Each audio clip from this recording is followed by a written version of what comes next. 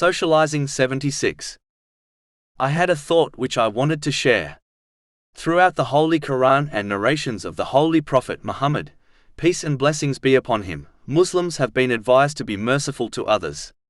For example, a narration found in Jami' at-Tirmidhi, number 1924, advises that those who show mercy to the creation will be shown mercy by Allah, the Exalted. It is important to note that showing mercy is not only through one's actions, such as donating wealth to the poor. It in fact encompasses every aspect of one's life and interaction with others, such as one's words. This is why Allah, the Exalted, warns those who show mercy to others by donating charity that failing to show mercy through their speech, such as counting their favors done to others, only cancels their reward.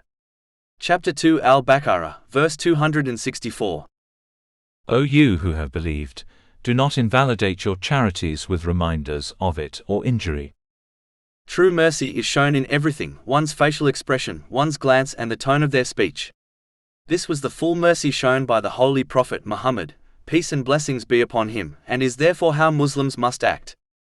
In addition, showing mercy is so important that Allah, the Exalted, has made it clear in the Holy Quran that even though the Holy Prophet Muhammad, peace and blessings be upon him, possessed countless beautiful and noble characteristics, yet the one which attracted the hearts of people towards him and Islam was mercy.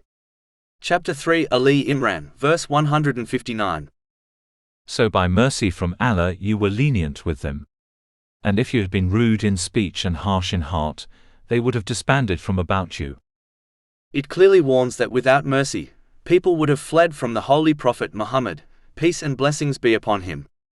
If this was the case in respect to him, even though he possessed countless other beautiful characteristics, how can Muslims, who do not possess such noble characteristics, expect to have a positive impact on others, such as their children, without showing true mercy?